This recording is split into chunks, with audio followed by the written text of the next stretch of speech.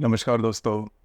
गुरु का जो राशि परिवर्तन होने जा रहा है, मतलब गुरु अब जो कि मेष राशि में भ्रमण कर रहा है दिनांक 2 मई 2024 के बाद, यह जो गुरु है यह वृषभ राशि में भ्रमण करेगा। और धनु राशि के लिए जो गुरु है वो राशि स्वामी भी है, तो उसके जो प्रभाव परिणाम होंगे वो आने वाले साल में, मतलब 2 मई 2024 से लेकर करीबन 14 मई 2025 तक का जो समय है जिसमें जो गुरु है वो वृषभ राशि में भ्रमण करेगा, तो उसके जो प्रभाव परिणाम है वो मोटे तौर पर आपके कुंडली पर या फिर आपके राशि पर किस प्रकार से होने वाले हैं। उसी प्रकार बाकी जो भी ग्रह है उसके भी परिणाम करीबन मई महीने में आपके शरीर स्वास्थ्य, घर का सुख, आपका लव लाइफ या फिर आपका जो फाइनेंशियल स्टेटस है और आपका जो करियर है उस पर किस प्रकार से होने वाला है, सभी के बारे में डिटेल में चर्चा इस वीडियो में हम करने वाले हैं। जैसे कि हमने कहा था कि जो गुरु है वो आपके अभी षष्ठ भाव में भ्रमण करेगा वृषभ राशि में, तो षष्ठ जो भाव है वो अशुभ फलदायी माना जाता है। उसी प्रकार जो वृषभ राशि है वो भी गुरु के लिए शत्रु राशि है या फिर अशुभ फलदायी राशि है। तो उसके जो प्रभाव परिणाम है वो किस प्रकार के होंगे, सबसे पहले हम ये देखेंगे कि पिछला जो साल था वो आपके लिए बहुत ही ज्यादा शुभ फलदायी साबित हुआ था, मतलब भाग्य का साथ आपको काफी अच्छा मिला था। उसी प्रकार जो भी आपने काम किए थे उसमें कुछ अच्छी बातें या फिर कुछ अच्छे जो सक्सेस रेट है वो भी आपका काफी अच्छा था, क्योंकि आपकी जो राशि है वो पिछले करीब 3-4 साल से कुछ अच्छी नहीं चल रही थी, लेकिन पिछला जो साल था वो आपके लिए काफी अच्छा था। तो अब ये जो बात है वो धीरे धीरे बदलने वाली है, तो उसमें आपको क्या जो बातें हैं वो ध्यान में रखनी चाहिए उसके बारे में भी चर्चा करेंगे। सबसे पहले ये जो गुरु आपके षष्ठ भाव में भ्रमण करने जा रहा है, तो पहले तो बात आपको स्वयं के स्वास्थ्य के बारे में ध्यान देना होगा। स्वास्थ्य से रिलेटेड प्रॉब्लम कॉम्प्लिकेशंस थोड़े ज्यादा आ सकते हैं। यदि आप किसी स्वास्थ्य के बारे में किसी परेशानी है, किसी स्वास्थ्य के विषय पर अगर आपको परेशानी है तो उसके ऊपर चौकन्ना रहना होगा। किसी भी प्रकार के यदि आपको उसके सिम्टम्स या फिर लक्षण दिखते हैं, तुरंत डॉक्टरी इलाज करना बहुत ही ज्यादा आवश्यक होगा। उसी प्रकार जहाँ पर आप काम करते हो, नौकरी करते हो या फिर व्यवसाय करते हो, वहां पर की जो बातें हैं वो आपके लिए फेवरेबल साबित हो सकती है, क्योंकि जो गुरु है पंचम दृष्टि से आपके दशम भाव को देखेगा। तो जो भी आपका कार्य क्षेत्र है उसमें बदलाव हो सकता है, लेकिन वो बदलाव करना है या नहीं करना है आपके ऊपर ज्यादा डिपेंड करता है, क्योंकि आपकी जो राशि है उसकी जो डिसीजन पावर है थोड़ी कम है। तो डिसीजन लेते समय थोड़ा ध्यान दीजिए, क्योंकि जो डिसीजन आपके जो निर्णय है वो चूक सकते हैं, क्योंकि जो गुरु जो है वो आपके लिए फेवरेबल नहीं है। इन चीजों पर थोड़ा सा ध्यान देना होगा। उसी प्रकार पैसे की किल्लत भी थोड़ी आ सकती है। सबसे महत्वपूर्ण बात, ये जो संपूर्ण साल है जिसमें ये जो गुरु आपके षष्ठ भाव में भ्रमण करेगा इस मई से लेकर अगले मई तक, तो आपको पैसे के मामले में लोन लेने की आपकी संभावना, ऋण लेने की संभावना थोड़ी ज्यादा बढ़ती है। तो ऋण तो आपको मिलेगा भी, लेकिन वो जो ऋण है वो किस प्रकार से चुकाना है, लोन जो है वो किस प्रकार से चुकाना है, इस पर थोड़ा ध्यान देना आवश्यक है। अगर आपको इसके बारे में, अगर आपके पास कोई प्लान नहीं है कि किस प्रकार से आप लोन दे सकते हो, चुका सकते हो, तो बिल्कुल भी लोन नहीं लेना, आप उसमें पूरी तरह से फंस सकते हो। तो ये जो बातें हैं वो आने वाले साल में आपको मोटे मोटे तौर पर ध्यान में रखनी है। पहले तो आपको स्वास्थ्य के बारे में, दूसरी बात लोन बिल्कुल भी नहीं लेना, और तीसरी बात अगर आप कोई अपना जो भी करियर है वो चेंज करते हो तो पूरी तरह से उसका अभ्यास करना, पूरी स्टडी करना, उसके बाद ही निर्णय लेना। तो अब हम चर्चा करेंगे मई का जो महीना है उसमें आपका जो संपूर्ण, मतलब आपकी जो हेल्थ है, जैसे मैंने कहा आपकी हेल्थ, फाइनेंशियल स्टेटस, बाकी की जो भी बातें हैं वो किस प्रकार के होंगे। आपके राशि का जो स्वामी है गुरु, जो कि आपके पंचम भाव में भ्रमण कर रहा है दिनांक 2 मई 2024 के बाद, यह आपके षष्ठ भाव में भ्रमण करेगा। उसी प्रकार षष्ठ भाव का जो स्वामी है शुक्र, वो भी आपके व्यय भाव में भ्रमण कर आपके पंचम भाव में भ्रमण कर रहा है। 20 तारीख के बाद ये आपके षष्ठ भाव में भ्रमण करेगा। तो ये जो बात है, मतलब ये जो मई का महीना है, खास करके आपको स्वयं के स्वास्थ्य के बारे में ध्यान देना बहुत ही ज्यादा आवश्यक होगा। स्वास्थ्य से रिलेटेड परेशानियां ज्यादा आ सकती है। जो भी आपका कार्य क्षेत्र है वहां पर के जो लोग होंगे उनके साथ भी आपकी अनबन ज्यादा हो सकती है। देखिए यहाँ पर रवि, शुक्र और गुरु, मतलब रवि जो है वो भी आपके षष्ठ भाव में भ्रमण करने जा रहा है। तो आपके जो कलीग रहेंगे, आपके जो सहकर्मी होंगे या फिर आपके जो वरिष्ठ होंगे, उनके साथ छोटी मोटी बातों को लेकर तकरार हो सकती है। इसका जो असर है वो आपके स्वास्थ्य पर भी देखा जाएगा। थोड़ा मेंटल स्ट्रेस बढ़ सकता है। थोड़ा सा चौकन्ना रहिए, किसी भी प्रकार का महत्वपूर्ण निर्णय नहीं लेना, और निर्णय लेते समय बहुत ही ज्यादा सोच विचार करना आवश्यक है। इन डेप्थ सोच विचार कीजिए, क्योंकि जो भी आप डिसीजन लोगे उसका लॉन्ग टर्म इफेक्ट आपके करियर पर आ सकता है। तो जिन चीजों पर थोड़ा सा ध्यान देना आवश्यक है। इसके बाद हम चर्चा करेंगे कि आपका जो फाइनेंशियल स्टेटस है वो किस प्रकार का होगा।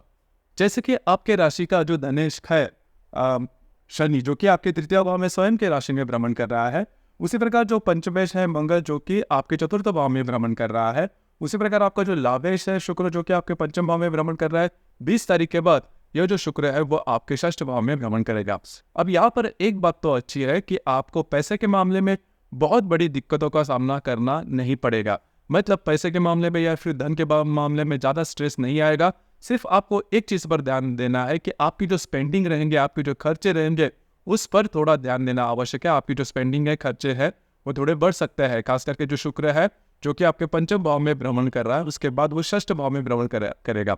और दूसरी ज़्यादा महत्वपूर्ण बात, जो भी इन्वेस्टमेंट है उससे रिलेटेड भी थोड़ा ध्यान देना आवश्यक है। बड़ी इन्वेस्टमेंट करते समय थोड़ा सा चौकन्ना रहना आवश्यक है। और इम्पोर्टेंट बात, इजी मनी के पीछे बिल्कुल भी नहीं जाना। रिस्क लेके किसी भी प्रकार के काम बिल्कुल भी नहीं करना। अगर करते हो तो उसमें आपको प्रॉब्लम आ सकते हैं। तो जो भी आपकी इन्वेस्टमेंट प्लानिंग चल रही है, जो भी आपके खर्चे चल रहे हैं, जो भी आपकी इनकम चल रही है, उसी प्रकार से आगे बढ़िए। अगर उसमें कुछ बदलाव करना चाहते हैं तो ये जो समय है आपके लिए ठीक नहीं रहेगा। इसके बाद हम चर्चा करेंगे गृह सुख के मामले में। मतलब आपका घर का जो सुख है, घर के जो लोग हैं उनके साथ आपकी इंटरेक्शन किस प्रकार की होगी। तो यहाँ पर आपके चतुर्थ भाव में जो मंगल है वो भ्रमण करने जा रहा है। अब हालांकि जो मंगल है वो आपके लिए शुभ फलदायी है, आपका पंचमेश है, लेकिन आपके चतुर्थ भाव में भ्रमण कर रहा है मंगल जो है वो आपका व्ययेश भी है। तो यहाँ पर आपके चतुर्थ भाव में मंगल, राहु, नेपच्यून, ये 3 ग्रह होंगे। हालांकि बुध भी है, लेकिन वो 11 तारीख के बाद आपके पंचम भाव में भ्रमण करने जा रहा है। तो घर के जो लोग हैं उनके साथ छोटी मोटी बातों को लेकर तकरार हो सकती है।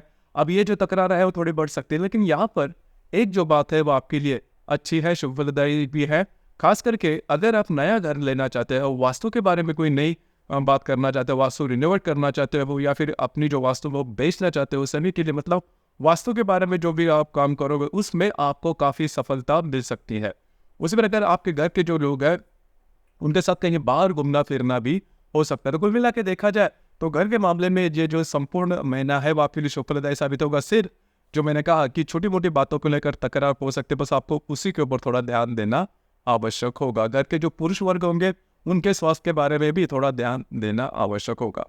अब हम चर्चा करेंगे कि आपकी जो लव लाइफ है वो किस प्रकार की होगी। लव लाइफ के बारे में कहा जाए तो आपका जो पंचमेश है मंगल, जो कि आपके चतुर्थ भाव में भ्रमण कर रहा है, और आपके पंचम भाव में कई सारे ग्रह हैं, जैसे कि रवि है, गुरु है, शुक्र है। तो जो रवि है वो आपके षष्ठ भाव में, ये जो तीनों ग्रह है वो आपके षष्ठ भाव में भ्रमण करने जा रहे हैं। उसी प्रकार जो बुध है वो आपके सप्तम भाव में भ्रमण करने जा रहा है। तो लव लाइफ के बारे में जो बातें आपने अप्रैल के महीने में देखी थी, मतलब बहुत सारे घटनाएं घटी थी। आपके जो रिलेशनशिप में व्यक्ति है उनके साथ छोटी मोटी बातों को लेकर प्रॉब्लम हुई थी, आप उनके साथ अच्छी कम्युनिकेशन नहीं थी तब। तो इस महीने के करीबन 20-22 तारीख के बाद जो बातें हैं वो काफ़ी ज़्यादा नॉर्मल होते हुए नजर आएंगे, तो चिंता बिल्कुल भी नहीं करना। उसी प्रकार जो गर्भवती महिला है उन्होंने थोड़ा सा ध्यान देना आवश्यक है। स्वास्थ्य रिलेटेड छोटी मोटी प्रॉब्लम कॉम्प्लिकेशंस आप में देखे जा सकते हैं, इन चीज़ों पर थोड़ा सा ध्यान देना आवश्यक है। उसी प्रकार जो विद्यार्थी वर्ग है उनके लिए ये जो संपूर्ण साल है या ये जो संपूर्ण महीना है वो शुभ फलदायी साबित होगा। तो कुल मिलाकर देखा जाए तो बहुत ज़्यादा चिंता करने की ज़रूरत नहीं है, कोई बड़ी दिक्कतों का सामना आपको करना नहीं पड़ेगा। अगर आप शेयर मार्केट में ट्रेड करते हो तो बिल्कुल भी चिंता नहीं करना, कोई बड़ी प्रॉब्लम आपको देखने नहीं मिलेगी। सिर्फ एक बात है, इसकी शॉर्ट टर्म में जो भी आप इन्वेस्ट करोगे उसमें आपको थोड़ा सा ध्यान देना होगा।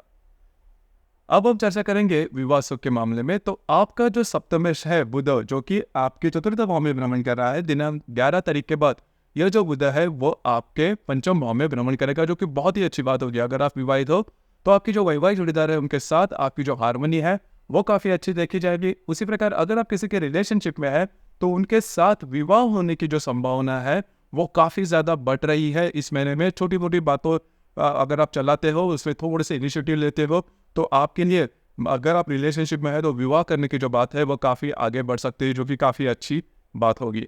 इसके बाद करियर के मामले में अगर देखा जाए तो बिल्कुल भी चिंता ना करें। जो भी आपका करियर है, जिस प्रकार का भी आपका करियर है वो काफ़ी स्मूथ चलेगा, उसमें कोई प्रॉब्लम नहीं आएगी। अगर आपको करियर के बारे में कोई बदलाव करना चाहते हो तो उससे रिलेटेड कुछ अच्छी अपॉर्चुनिटी आपको इसी महीने में मिलने की संभावना काफ़ी अच्छी बनी। इसके बारे में हम चर्चा आगे करेंगे।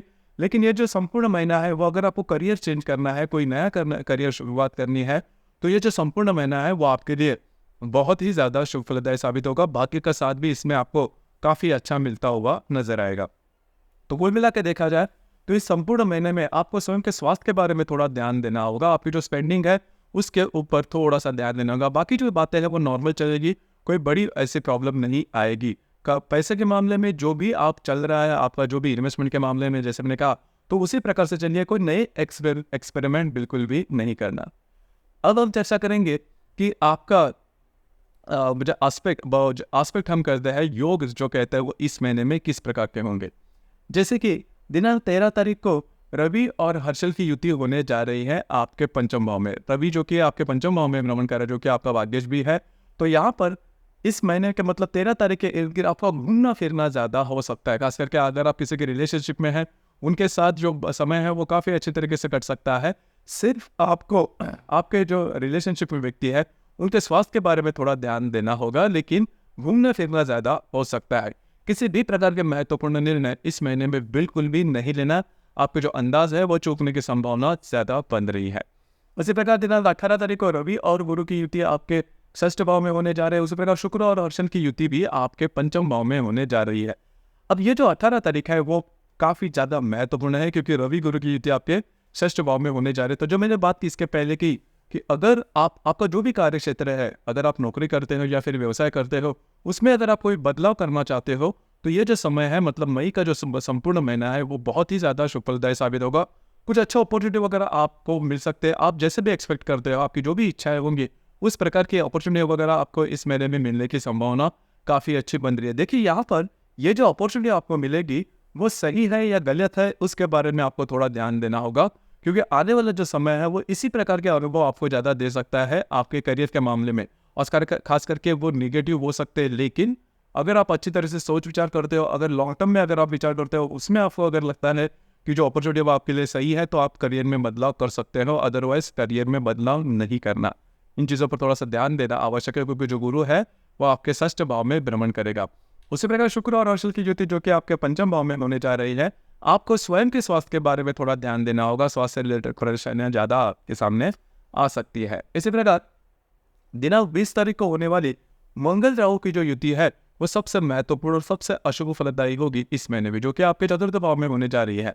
तो यहाँ पर घर के मामले में घर के जो लोग हैं उनके साथ जो प्रॉब्लम है वो गलतफहमियां है वो हो सकती है, जिसकी वजह से आप दोनों में जो रिलेशनशिप की जो प्रॉब्लम है वो ज़्यादा तनी जा सकती है। उसी प्रकार घर के जो पुरुष वर्ग होंगे उनके स्वास्थ्य के बारे में भी ध्यान देना बहुत ही ज़्यादा आवश्यक होगा। इसी प्रकार दिनांक 31 तारीख को बुध और हर्षल की युति आपके पंचम भाव में होने जा रही है। तो यहाँ पर अगर आप विवाहित हो तो आपकी जो वैवाहिक जोड़ीदार है उनके साथ छोटी मोटी बातों को लेकर तकरार हो सकती है। तकरार थोड़ी बढ़ भी सकते हैं, उनके स्वास्थ्य के बारे में भी आपको थोड़ा ध्यान देना होगा। उसी प्रकार रिलेशनशिप में होंगे तो भी इस प्रकार के जो अनुभव है वो ज़्यादा आ सकते हैं। इस महीने में जो सबसे महत्वपूर्ण शुभफलदायी जो दिन है वो है अक्षय तृतीया का दिनांक 10 तारीख को। अब ये जो मुहूर्त है वो बहुत ही ज़्यादा महत्वपूर्ण शुभफलदायी माना जाता है। पूरे साल के जो 3.5 मुहूर्त आते हैं जो कि सबसे महत्वपूर्ण शुभफलदायी होते हैं, उसमें ही अक्षय तृतीया का भी जो नंबर है वो देखा जा सकता है। तो इन दिनों में मतलब अक्षय तृतीया के दिन आप किसी भी प्रकार के महत्वपूर्ण खरीदारी कर सकते हो, किसी भी प्रकार के महत्वपूर्ण इन्वेस्टमेंट भी कर सकते हो। सोने चांदी या मानिक या फिर इसमें इन्वेस्टमेंट कर सकते हो। उसकी जो इन्वेस्टमेंट है वो आपको इसके जो रिटर्न्स है वो काफ़ी अच्छे आपको मिल सकते हैं। उसी प्रकार जो भी आप इन्वेस्ट कर रहे हो वो बढ़ती जाएगी, जो कि बहुत, और उसका उपभोग भी लगे। कई दफ़ा होता क्या है कि हम सोने चांदी में इन्वेस्ट करते हैं लेकिन उसका उपभोग नहीं ले पाते। तो ये जो बात है, अगर आप अक्षय तृतीया के दिन इन्वेस्ट करते हो तो उसके जो रिटर्न्स है, उसके जो उपभोग जो है वो आपको काफ़ी अच्छे मिल सकते हैं। अब यहाँ पर मैं आपको एक टिप देना चाहूँगा, उस पर ज़रूर आप काम कर सकते हो, उसका अनुभव भी ले सकते हो। जो कि हम रोज़मर्रा के जो पैसे खर्च करते हैं जिस वॉलेट से, मतलब जो भी आपका पर्स पॉकेट है उसमें से, तो इस दिन में मतलब अक्षय तृतीया के दिन अगर वो आप लेते हो तो उसके जो परिणाम है वो आने वाले साल में आप बहुत ही अच्छे दे सकते हो। मतलब होता क्या है कि उससे ज़्यादा आपके पैसे ज़्यादा खर्च नहीं होंगे। उसी प्रकार सेविंग जो है वो काफ़ी अच्छी देखी जा सकती है। बहुत ही छोटा और आप ये कर सकते हो, ये नुस्खा या फिर जो उपाय है वो आप कर सकते हो। उसके जो अनुभव है वो भी आप ले सकते हो। इस महीने की जो अमावस है वो 8 तारीख को है और जो पूर्णिमा है वो 23 तारीख को है। जो अमावस है वो मेष राशि में आपके पंचम भाव में होने जा रही है।